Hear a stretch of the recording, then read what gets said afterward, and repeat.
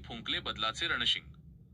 महानगरपालिका ही केवळ एक सरकारी इमारत नसून ते आपले घर आहे आणि घरासाठी आपण ज्या निष्ठेने काम करतो तशीच निष्ठा आता शहरासाठी दाखवा, अशा शब्दांत कोल्हापूरच्या महापौर रुपाराणी निकम यांनी प्रशासनाला कर्तव्याची नवी दिशा दिली।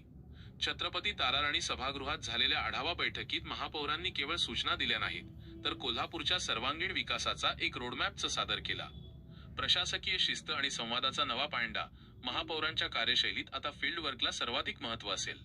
दर महिन्याच्या 5 तारखेला मुख्य चौकात भरणारा जनता दरबार हा प्रशासनाला थेट जनतेच्या दारात नेणारा निर्णय ठरणार आहे। विशेष म्हणजे महापौरांनी स्वतः दररोज सकाळी 11 ते दुपारचे 1:30 वाजेपर्यंत उपस्थित राहून अधिकारी व कर्मचाऱ्यांच्या अडीअडचणी सोडवण्याचा शब्द दिला आहे, ज्यामुळे प्रशासकीय कामातली संथता दूर होण्यास मदत होईल। स्वच्छता आणि शिस्तीचा कोल्हापुरी बाणा, शहरातील स्वच्छतेबाबत महापौरांनी अत्यंत आक्रमक भूमिका घेतली आहे।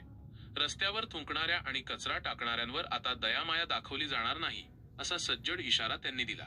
केवळ कारवाईच नाही तर शहराचे रस्ते दुभाजक हे आता आयुर्वेदिक झोन म्हणून ओळखले जातील, जिथे तुळस आणि औषधी वनस्पती कोल्हापूरच्या हवेत शुद्धता भरतील। विकास कामांत इंजिनिअरिंगची नवी शिस्त, वारंवार होणाऱ्या रस्ते खुदाईमुळे त्रस्त झालेल्या कोल्हापूरकरांना महापौरांनी मोठा दिलासा दिला आहे। आधी ड्रेनेज, मग पाणी लाईन आणि त्यानंतरच रस्ता, हे सूत्र त्यांनी निश्चित केले आहे। या नियमाचे उल्लंघन झाल्यास संबंधित अधिकाऱ्यावर थेट कारवाईची टांगती तलवार असेल, हे त्यांनी स्पष्ट केले।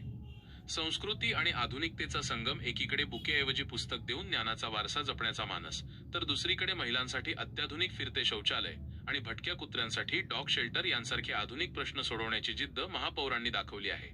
अतिक्रमणमुक्त शहर करण्यासाठी त्यांनी दिलेला 8 दिवसांचा अल्टिमेटम ही कोल्हापूरच्या शिस्तीची नांदी ठरणार आहे। निधीचा ओघ आणि टीमवर्कचा मंत्र, केंद्र आणि राज्यात युतीची सत्ता असल्याने निधीचा प्रश्न उरणार नाही, फक्त कामात सकारात्मकता ठेवा, असा विश्वास त्यांनी उपस्थितांना दिला। उपमहापौर अक्षय जरग यांनीही हद्दवाढीसाठी प्रयत्नशील राहण्याचे संकेत दिले, तर अतिरिक्त आयुक्त रविकांत आडसूळ यांनी महापौरांच्या या व्हिजनला टीमवर्कची जोड देण्याचे आश्वासन दिले। कोल्हापूरच्या विकासाचा हा नवा पॅटर्न आता प्रत्यक्ष जमिनीवर किती वेगाने उतरतो याकडे अवघ्या जिल्ह्याचे लक्ष लागले आहे।